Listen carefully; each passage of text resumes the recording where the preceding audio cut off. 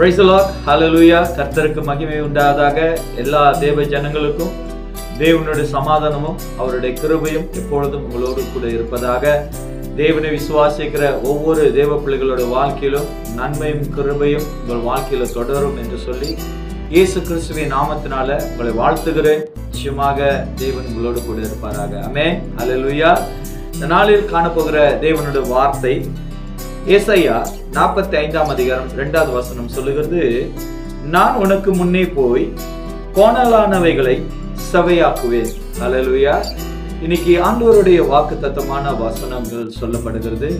தேவன் நம்மளுக்கு முன்பாய் போய் கோணலானவைகள்லாம் சபையாக்குவார். இன்னைக்கு தேவனை விசுவாசிக்கிற உங்கள் வாழ்க்கையில நிச்சயமாக தேவனோட வாக்குத்தத்தத்தை விசுவாசிங்க. நம்ம வாழ்க்கையில இருக்கிற எல்லாம் கோணலமா இருக்கிற நம்ம வாழ்க்கையினுடைய தரங்கள், நம்ம வாழ்க்கையினுடைய நிலைமைகள் எல்லாம் இயேசு கிறிஸ்து மட்டும்தான் அவர் செவ்வாய்ப்படுத்த முடியும். இன்றைக்கு நம்ம வாழ்க்கையில ஆண்டவரோடு இருக்கும்போது, தேவனோடு நடக்கும்போது நம்மளுக்கு ஒரு நம்பிக்கை உண்டாகும். இயேசு கிறிஸ்து நம்மளுக்கு முன்பாக இருக்கிறாரு. அவரோட வார்த்தை நம்ம வாழ்க்கையில இருக்கிறனால நிச்சயமாகவே அந்த வார்த்தை நம்மளை விடுதலை ஆக்கும். ஆமென். ஹல்லேலூயா. இன்னைக்கு ஆண்டவராய் இயேசு கிறிஸ்து உங்களுக்காகவும் எனக்காகவும் அவரோட வாக்குத்தத்தமான வசனங்களை கர்த்தர் தந்திருக்கிறார்.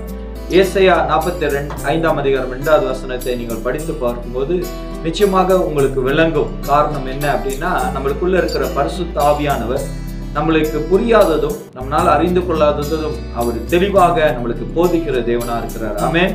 உங்க வாழ்க்கையில எந்த சூழ்நிலையில நீங்கள் இருந்தாலும் ஒரு நாளும் பயப்படாதீங்க, கலங்காதீங்க. தேவன் உங்களோடு கூட இருக்கிறாரு. கோணலானவைகளை சபைப்படுத்துகிறார். ஆமென். ஹல்லேலூயா.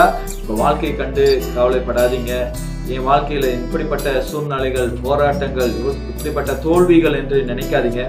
நீங்க ஒருவேளை ஆண்டவரை விசுவாசிக்கிறவர்களா இருந்தீங்கன்னா நிச்சயமாக உங்க வாழ்க்கையில கர்த்தர் பெரிய காரியங்கள் செய்வார். ஒருவேளை தேவனை நம்பாமல் உங்கள் வாழ்க்கை ஏதோ தானமா இருக்கா, தயவு செய்து சகோதரா சகோதரி, தேவன் இடத்துல வாங்க. உங்க வாழ்க்கையை அவர் செருவிப்படுத்துவார், உங்க வாழ்க்கையை தேவன் மாற்றுவார் என்று சொல்லி உங்களை வாழ்த்துகிறேன்.